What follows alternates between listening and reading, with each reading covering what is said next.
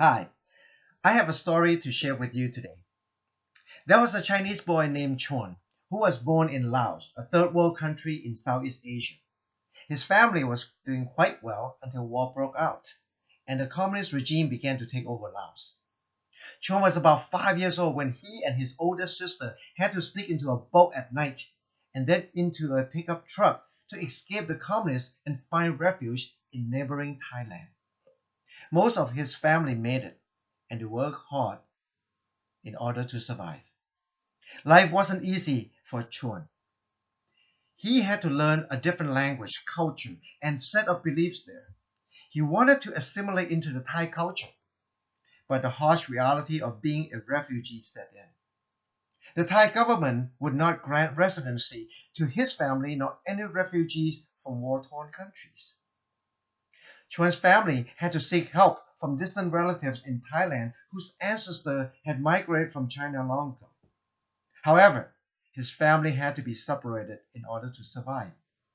Chuan and one of his sisters were paired to move from one host family to another, and for a few years he only saw his parents and other siblings a few times. What was more troubling for him was the kind of treatment he and his family members had to endure just for being refugees. Chuan had to work every day, including weekends. In fact, at 8 years old, he was often left to take care of an entire two-room hardware store all by himself. When the teacher gave praise that Chuan was an excellent student for ranking first in his class and being a great helper at school, a host parent would come home and tell everyone that the teacher was blind because she didn't know who Chuan really was, that he was only a refugee kid, a foreigner without a real home. Chuan also didn't understand why he had to admit fault and take blames when he had done nothing wrong. Moreover, his very own sister would reprimand him for refusing to take the blame for something he didn't do. Life just didn't make sense at all to him. He later realized that this is part of life's harsh reality. This world is a broken world, and there are broken people everywhere. Chuan wanted to be a champion for the oppressed and mistreated, so that they would not have to go through what his family went through. He also was determined in trying to do everything as perfectly as he could, so that he would leave nothing or as little as possible for anyone to use as an accusation to find fault in or blame him. In short, he became a perfectionist.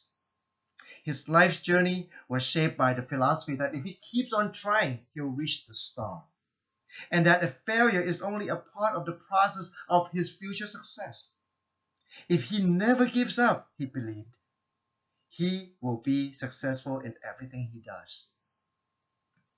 After 4 years of trying to survive in Thailand and finding that it wasn't working, Chuan's family decided to enter one of the refugee camps and seek help from the international community. A year later, they were able to begin a new life in the United States. However, when Chuan's family arrived in the US in January of 1981, they were placed in the Tenderloin district of San Francisco. Drugs, alcohol, gangs, homelessness, and prostitution were on the rampage. At 10 and a half, Chuan had to learn another new language, culture, and way of life in another new land while facing a lot of danger and uncertainty. With determination and hard work, however, Chuan continued to excel. At school, he became a peer tutor, counselor, and mediator, and got involved in student government and organizations. He later became student body president and valedictorian of his high school. Seeing the issues and needs of the Tenderloin and Chinatown, he became a community activist and worked to try to find solutions to those needs. He was a very involved teenager, managing and coordinating many programs and projects, even serving on the board of 2 nonprofit organizations and speaking on important issues at city and state levels. Chuan was able to accomplish nearly everything he put his mind into until one day in the 7th grade when he met and later fell in love with a girl. She was, in almost every way, the opposite from Chuan. However, he was somehow attracted to her and was determined to make their relationship work, because to Chuan, relationship was the most important thing in life. He set a goal to build this relationship for 10 years and then marry her at around 24 years old. However, he found that his efforts were useless. He had failed to turn this girl away from every destructive behavior she had gotten herself into. She ended up running away from home, dropped out of school, and became involved with gangs and drugs. For nearly 4 long years, Chuan had persevered and tried everything he knew how to solve this problem with no avail. This failure led him to consider committing suicide. One night, just before taking that last step to end his life, he remembered someone once told him, if you trust and believe in God and ask Him to help you, He will help you. But at that time, Chuan was much against God.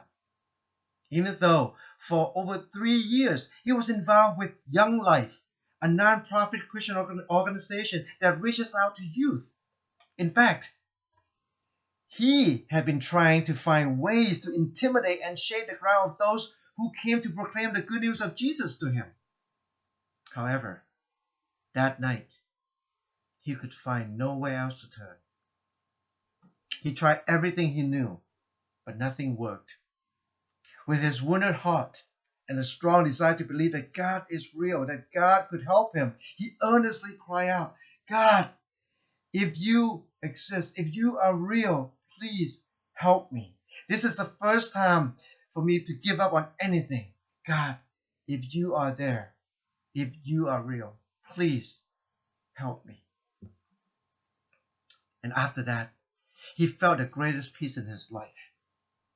And he couldn't understand what was happening to him. He felt a special power that came upon him. There was some kind of healing in his heart.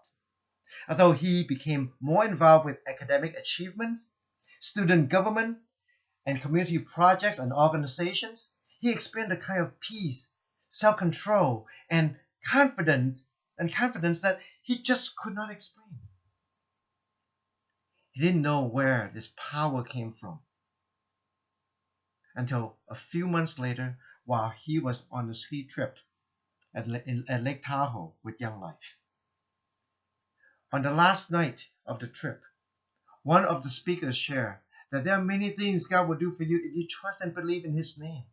He said, one thing He'll give you is peace in your heart.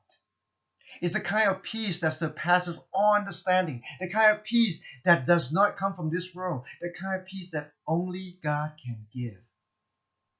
Chuan felt like an arrow just went right into his heart, and he realized that Jesus was with him all along. Then he remembered that he did challenge God to reveal Himself to him and help him with his problem. God was with him the whole time and granted him the peace he needed, though he didn't know where it came from. Now, everything started to make sense to him. He discovered that Jesus was his Savior, the one who was healing his wounds, who gave him the peace he never experienced before. So that night, on December 22nd, 1987, Chuan gave his life to Christ. This is a true story. I know, because this is my story. Chuan is my Chinese name. And I told you this because I know that life could be very, very hard.